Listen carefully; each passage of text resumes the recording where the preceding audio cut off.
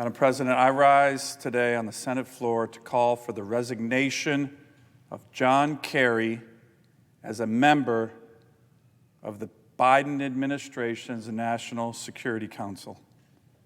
Now, Madam President, I don't do this lightly. As a matter of fact, in my entire time in the Senate, I've never called for anyone's resignation. Obama-Biden administration, Trump administration, Biden administration now. Trust me, I've been tempted, particularly when some in government have tried to hurt my state. A lot of that's going on right now with the Biden administration.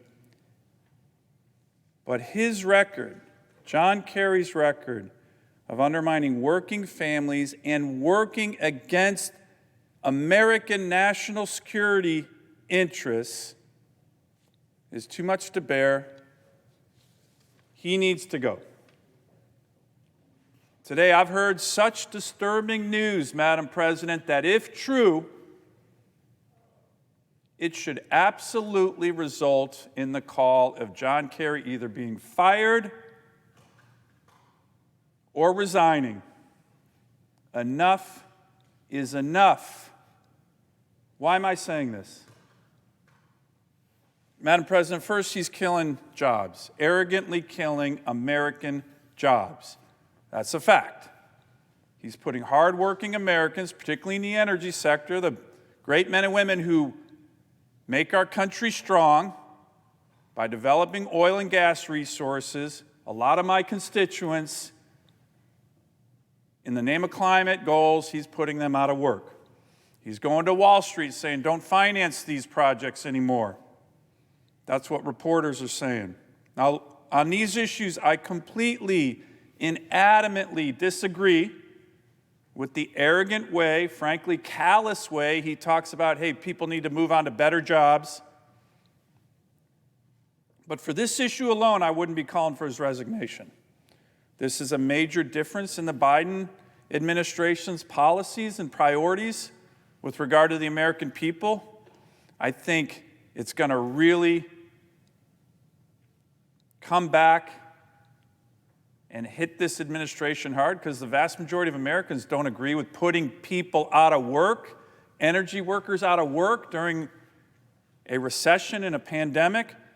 But that's going to be decided in the voting box, in the elections. The American people will ultimately decide on whether arrogantly putting thousands and thousands of energy workers out of work right now is a good idea. In the name of these climate goals, he's also been a strong appeaser of countries that threaten ours. Let me take you back to 2015. I was a brand new U.S. Senator. President Obama, President Xi Jinping are meeting in the Rose Garden. President Xi Jinping of China tells the President of the United States and the American people, no, we are not going to militarize the South China Sea.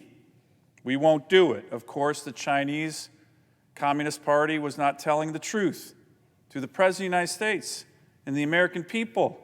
They started to do this already, militarizing one of the most important sea routes in the world.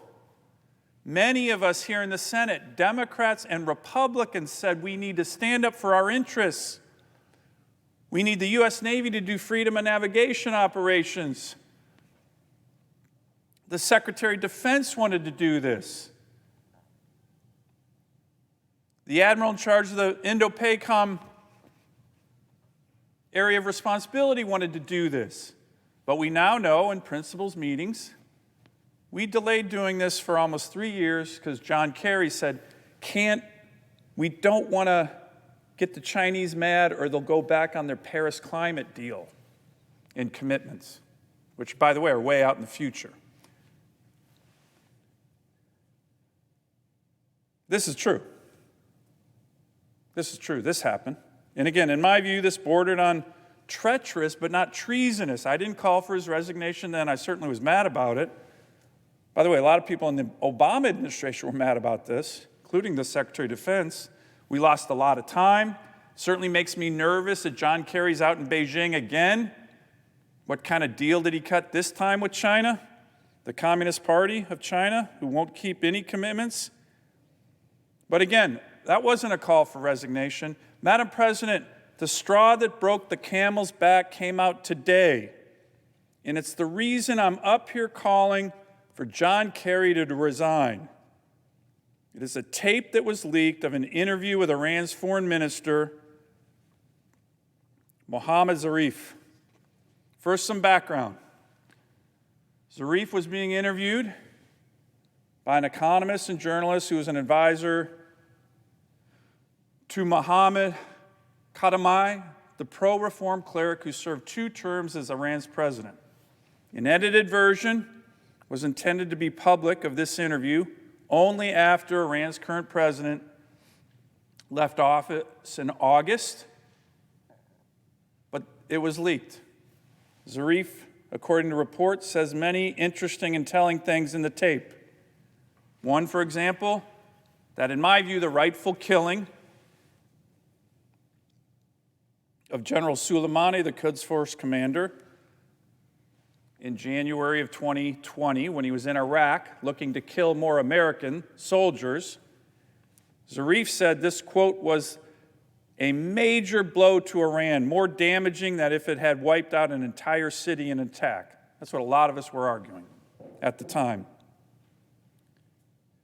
And that unlike what John Kerry's been telling the public when negotiating the Iran nuclear deal in the Obama administration, it is the Revolutionary Guard Corps, the Quds Force, not Zarif, who calls the shots in Iran.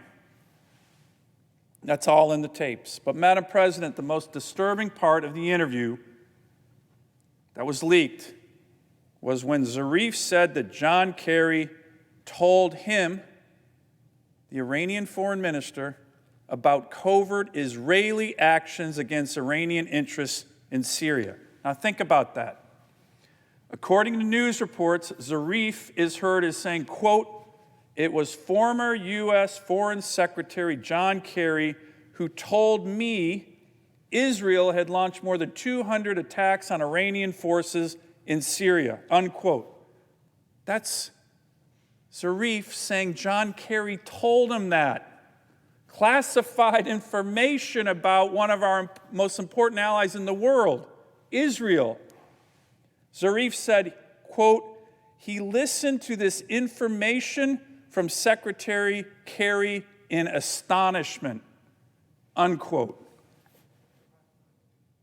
Now, Madam President, when I read this today, I was astonished as well that a former Secretary of State, now a member of President Biden's National Security Council, wasn't confirmed for that, by the way, by this body, would reveal the secrets of one of our most important and enduring allies in the region to an avowed enemy, the largest state sponsor of terrorism.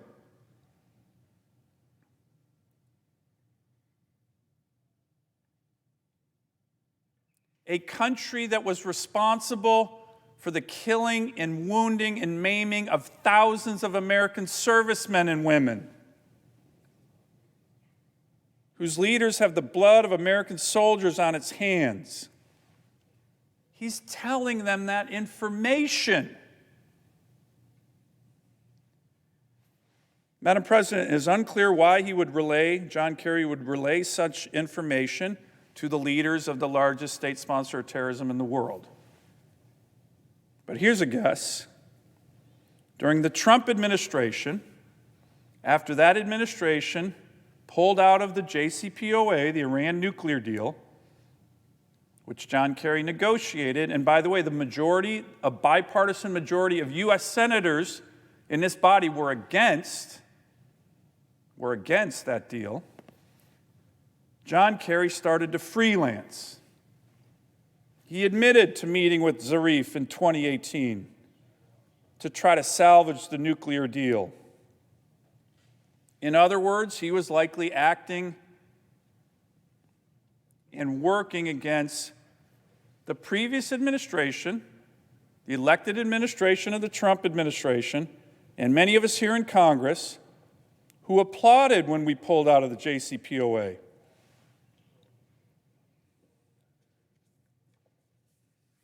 Madam President, I'd like to submit for the record an article written today by the National Review titled "John Kerry, Enemy of Israel." Without objection.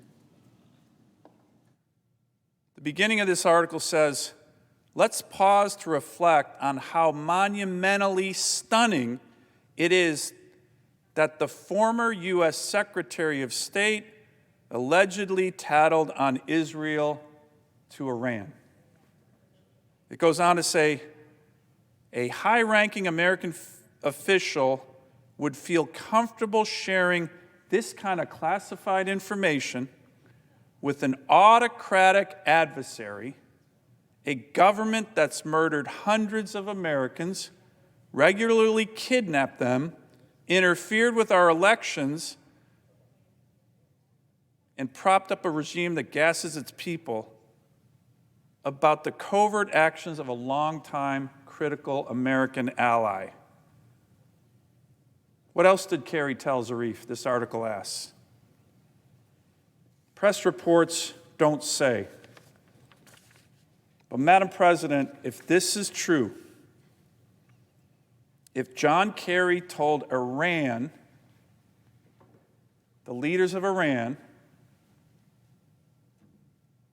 about issues relating to our most critical ally in the region, Israel, who Iran has repeatedly said they want to wipe Israel off the face of the earth, if he did this, he needs to resign.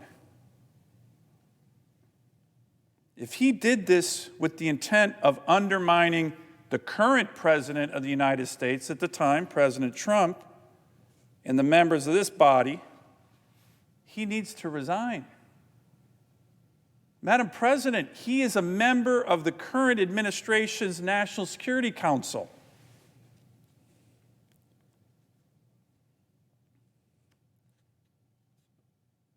It's become clear, Madam President, that our adversaries, whether Beijing or Iran, like it when John Kerry is in charge of foreign policy and national security. Why? Because they know how to use him to their advantage. And our allies fear him. Why? Because they know his judgment is off on so many issues. So too do America's working families. We need to look into this. If this is true,